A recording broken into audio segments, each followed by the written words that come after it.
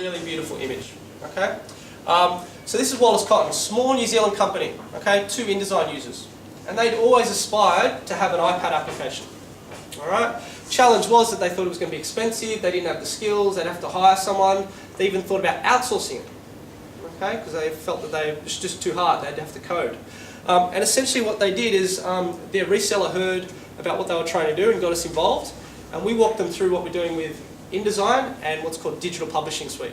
Okay, so if you've ever wanted to design applications for internal use cases, maybe HR apps, sales apps, whatever it is, or externally, newsletters, brochures, magazines, you're going to love where we're going here. Okay, so this is Wallace Cotton. Okay, a New Zealand bedding company. You can move through here nice and quickly. Okay, you can read it like a magazine if you'd like to, but you can also go through and do stuff like that. Go straight to the bit you want. Now, probably not going to demo that well on this projector, but if you tap here, you can go ahead and have a look at how much everything costs. Because what they wanted to do was move you from consideration to purchase really, really quickly. Okay, so if I go ahead and push this, what it does, because I want this coronet blanket, it opens me up straight into their website in this console. Okay, and I can go ahead and buy straight away. All right, and that's something that you can't do with a brochure in the print world. Okay, so they really love this. But the really great thing about this is an InDesign user did 4 hours of training and they were able to build this. Okay, so some other really good examples are Adaro. Adaro are a boring old energy company in Indonesia. Okay, and this is their annual report. So they really wanted to differentiate themselves globally and show how cool they are. So this is sort of edge content that's building out here. Okay, and the really cool thing about this app is they had a pretty big problem in that they have Indonesian investors and they have English investors. Okay, and both couldn't read each other's language, right? But they had to engage both. So rather than create 2 apps, the vertical is in English and the horizontal is in Indonesian. Okay, and they did this via a product feature called Liquid Layout, which I'm sure that Matt can demo later on. But essentially, the challenge is you design vertical and your designers have to start again for horizontal. Okay, but Liquid Layout does a lot of the work and gets you 70–80% of the way there. So you have to make some small changes. All right, but Matt will be able to show you all that cool stuff later on if you're interested. Some other examples. This is one that really goes off its head. So this is Renault. Has anyone driven a Renault? No, not yet. Okay. Basically what Renault wanted to do is they figured that the more you engage with their brand and their car in consideration of a purchase, the more likely you are to buy their car. Okay, so they built this app using our tools to essentially, differentiate themselves. So this is a really cool example. And one of the things I love most about this app, it's called Audio and Visual, is this bit here. Okay, so it's an intentionally dark slide. And what they really wanted to do is you can press the buttons and play with all the lights. Okay, and one of the coolest things with this app is you can see that the blinkers run up and down the wheel arch. Okay, which I thought was pretty cool. But you can do all sorts of things with it. Okay, all built with our tools. So have I got any car manufacturers in the room today? No? Okay. I showed the guys from Nissan this the other day, and obviously Nissan's owned by Renault, so they had no idea they were doing this sort of stuff. But all sorts of cool stuff that can be done, and all using InDesign with no coding. Okay, so a barrier, if I can swap back, a huge barrier to this before was that getting on the iPad, it was thought that you'd have to go out and learn all new skills and do all sorts of stuff. Okay, so anyone excited about that? Someone, please. Okay, good. All right, Prasanna. The other thing that we wanted to give you was Typekit. Okay, so anyone heard of Typekit before? No. Come on, Prasanna. Thanks, man. So Typekit is there's 2 parts to Typekit. We acquired Typekit about a year ago now. Typekit solves the problem of getting fonts on the web. All right? So if you have a website and you've always aspired to have a really cool, if you've ever wanted to have a really good font on your website, okay, that really reflects your brand, okay, the challenge you've had is that unless you can guarantee that that's on every single recipient's machine and your whole audience, it won't render like that because the browser's clever. It says, do you have the font? If the answer is no, it will render it out as Arial or Times New Roman. All right? Typekit solves that problem. It says, hey, even though your audience doesn't have this font on their machine, we're still going to render your website exactly as you wanted it to be. Okay, I was speaking to the guys from Singapore Airlines last week. They're really excited about this because they have a corporate font They've always wanted to get on their website, but it was impossible. Okay, that font is on the Typekit library. There's tens of thousands of fonts on there. All right, so they are really excited about where we're going here. But we are going to take it a step further in a couple of weeks, and we're going to release a product called Typekit Desktop. Now, there are people in my office that tell me that customers will buy Creative Cloud just for this little bit alone, which is pretty cool. So what we're doing here is we're trying to solve the problem of desktop fonts as well.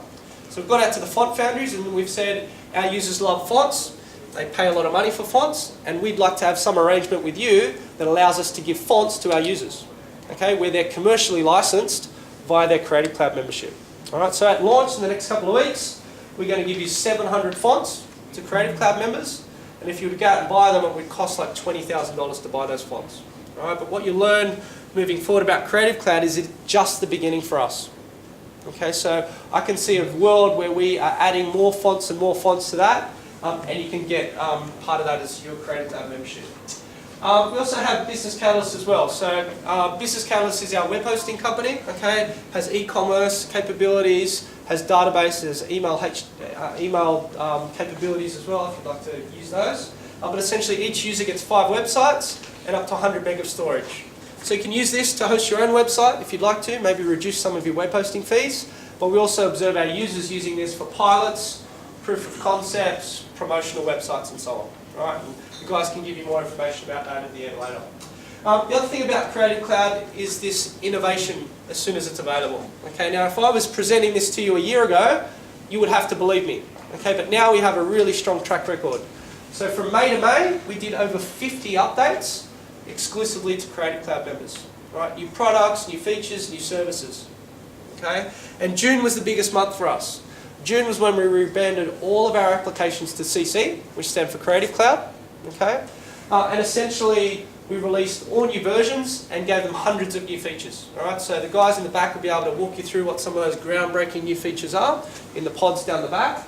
But essentially we made another big announcement, which was if we have this innovation platform that allows us to innovate instantly, we have no need for a new release. Okay, so we have no plans to create a CS7. Okay, so all future innovation from Adobe, new features, new products, the whole lot, will be delivered exclusively to Creative Cloud members moving forward. Okay, moving along. The old Adobe used to sell you the product and pretty much say good luck. Okay, you didn't get anything from us other than that.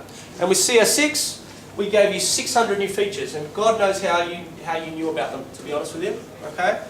With Creative Cloud, we're giving you hundreds of new features, and how do you know what they work? Okay, so we wanted to change that. We wanted to really enable our users to get the most return on the investment of our software. So we're putting online training into the product now. Okay, so you get hundreds and hundreds of videos. It's not just our content.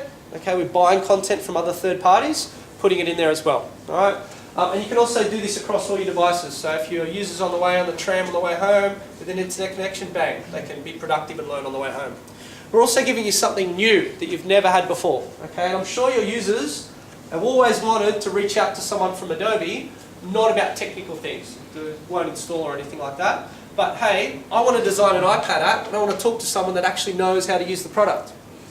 Okay, so I wanted to give you that as well. So we have a new offering called Expert Support. And what Expert Support aims to do is get your users in touch with Adobe, but in touch with product gurus. Okay, so you might go back to the office and say, geez, Creative Cloud is the most awesome thing ever. What about this iPad stuff, guys? We need to get on board. Okay, so they may do a little bit of online training, learn about that, but they may want to talk to someone as well. They could use this to speak to a real human. Okay, and they don't wait on hold, they schedule them online, and we get a time that makes sense. Okay? Moving along, let's go to the IT side. Okay, so that's the offering as it stands now from a user side. Okay, let's go to IT. Because IT, Creative Cloud is really a breath of huge air. Okay, and you can't see all these really neat slides I've prepared for you today. We have an end user console. Okay, so the old Adobe used to make you manage serial numbers and all this sort of stuff. Now you have one source of truth from us. Okay, which is this end user console. And essentially what the end user console does is it makes it really easy for you to see how many memberships you own, and it makes it really easy for you to see which users are using it. Because the way it works is if you have 6 memberships, you put the email addresses of the 6 people you'd like to have the software, and that's your job from a compliancy perspective done. Okay? So the way it works is that I invited you, for instance, what's your name? Ehab. Ehab, okay? If I invited this man Ehab, okay? he would get an invitation to join Creative Cloud. He attaches an Adobe ID to his email address, takes like 5 seconds. And the first time he logs into the application, it says, does his IT manager want him to have the software or not? If the answer is yes, software activates and he's good to go. Okay, until you remove his name from that console. Okay, and the way that we guarantee complete license compliance for you is every 30 days, EHAB's computer is going to make a call out. It's going to say, does your IT manager still want you to have the software or not? If the answer is yes, just continues on. Okay? If the answer is no, you're going to get a message sometime after you've been removed that says, unfortunately, your access has been revoked. Alright, so that's how the console works. Huge breath of fresh air for customers. Okay? I haven't met anyone from IT that isn't really excited about that, because compliance has been really hard for Adobe, because little Jimmy always finds a way to give the software to Sally, and all of a sudden you've got this state of uncompliancy, and for $3,000 a license, 10 people do that, $30,000 compliance risk. Okay? So we're moving away from that. I've never been hugged by a customer until I walked them through this. And the reason why I was hugged was because of this model we're going down where you have this one source of truth, we now don't really mind what you have deployed in the network. Okay? So you can go SOE Creative Cloud if you want, because the only people that are going to have access are the people whose names are in here. And the reason why this guy hugged me is they had 4 or 5 classrooms. Okay, it's a private training college. And essentially they didn't have enough licenses to cover everyone. So what this poor guy would do is a course would be run for a month in this room, and then it would change to another one. And because they didn't have enough licenses to cover both, this poor guy every couple of months, he'd have to uninstall and reinstall. Okay? Yes? This could be a bit of a pain in the backside for schools though. I mean, I head up the IT area in the school, Yeah. and this is per user. We have different offerings for education. So I'm going to touch on that towards the end. Please, I had a conversation with Helen Tang and I'm still confused. Yeah, there's different offerings for you. We're not going to go too much into the EEA program today. ES or? But we definitely have an offering for scale out. Okay, so you're going to be happier. Sorry? That includes Creative Yeah, we probably have to have a bit of a conversation around education, but you do get the core apps and all that sort of stuff. Some services we can't really give you because we have some challenges there around user access, but yeah, you don't have to go down this path. You won't have this for your students and so on. Alright, and the beauty of that was that he could deploy it, okay, and then give user access like this. So finally he didn't have to do that anymore. Okay, he didn't have to go ahead and uninstall and reinstall all the time. The other thing is around flexibility in how you push it out. Some companies I work with allow their users to do what they like. They have admin rights and they can go ahead and do that all the time. Okay?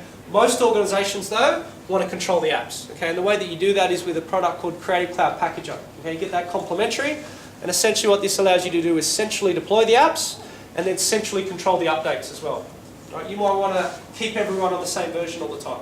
Okay? You might not want to push out the updates. Some IT managers want to hit me when I say we're doing monthly updates because you want to test them all first. Okay? You want to make sure it's compatible with the plugins, all that sort of stuff. Okay? So this gives IT the control that you need. Alright, so even though we're doing monthly updates, you can turn off the notifications to your users so they won't even know that we're doing them. Alright, so the packager is what it's all about, and as before, I have my gurus internally here that can run you through all that. The other thing is around lower upfront costs. So if you were looking at 10 copies of Master Collection in a commercial and government environment, okay, you would essentially be looking at $40,000. Alright, Creative Cloud is nowhere near that. Okay, so as I said, we wanted to get more people onto the brand.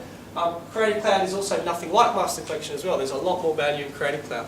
Alright, so the old Adobe would ask you to spend $40,000 to get 10 copies of Master Collection. Now that we're in this subscription model, we can offer you the products at a significantly lower investment. Okay, now if you look at more of one of our more popular suites, okay, Master Collection had all the tools in there. Design and Web Premium, for instance, probably the more popular one. Still some significant upfront cost savings. I ran this slide through a film studio in New Zealand, and they love this, okay, because